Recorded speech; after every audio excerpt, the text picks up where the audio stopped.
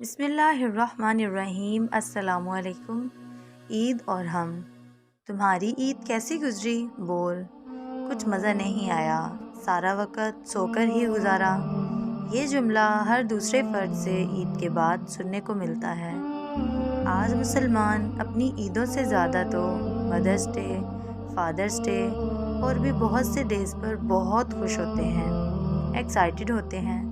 अब आप बर्थडेज़ को ही देख लीजिए।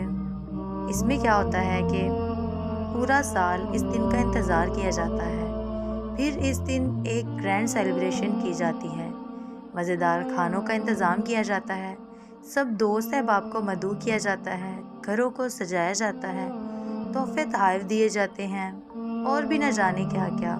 एक आम से दिन को कैसे ख़ास बना लिया जाता है। क्रिसमस को ही देख लीजिए। हाँ, ये मुसलमानों का त्यौहार नहीं है, ईसाइयों का है, लेकिन कैसे वो इसके लिए तैयारियां शुरू करते हैं और इस कदर एहतमाम करते हैं कि मुसलमान ही इसके बारे में एक्साइटेड होते नज़र आते हैं। अफसोस के साथ हालिया ही एक कोलीग से गुफ्तगू हुई। इनके घर के करीब ही क्रिश्चियन कम्युनिटी रहती है और वो बता रहे थे कि क्रिसमस पर मज़ा आता है। गलियां डेकोरेट हुई होती हैं, मज़े के पकवान बनते हैं, तोहफे तोहफ़े सब कुछ। ये अलग बात थी कि इनके अकायद की कुछ दुरुस्तगी ज़रूरी थी। ऐसी एक नहीं कई 100 मिसालें मिल जाएंगी और फिर इन पर ऑब्जेक्शंस। ऐसा क्यों है? क्यों ईद हमारे लिए एक बोरिंग इवेंट बन गया है? जानते हैं क्यों? क्योंकि हमने खुद को इन दिनों को आम कर दिया, बल्कि आम से भी आम तर। हमने थोड़ी सी भी कोशिश न की इसे ख़ास करने की। हाँ, हम ही ने खुद को अपने असल त्योहारों से दूर कर लिया है और दूसरे मैन मेड इवेंट्स को फोकियत दी और मनाना शुरू कर दिया। हाँ, हम ही ने डे सेलिब्रेशन के ट्रेंड निकाल लिए, ये ना जानते हुए कि इसके पीछे क्या हिस्ट्री और अकायद हैं, और अपनी असल से ही हट गए। और हम ही ने इन ईदों को मनाने के लिए कोई मेहनत ना की। जहानों के बादशाह ने, अल्लाह रब्बुल इज़्ज़त ने हमें 2 दिन दिए हैं खुशियाँ मनाने के, इसीलिए तो इसे ईद कहते हैं।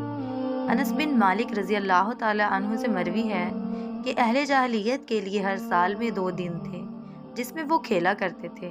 जब नबी करीम सल्लल्लाहु अलैहि वसल्लम मदीने आए तो फरमाया, तुम्हारे लिए 2 दिन थे जिनमें तुम खेला करते थे, अल्लाह ताला ने इन्हें इनसे बेहतर दिनों से बदल दिया है, और वो दिन ईद उल फितर और ईद उल ज़ुहा के हैं। सुभान अल्लाह।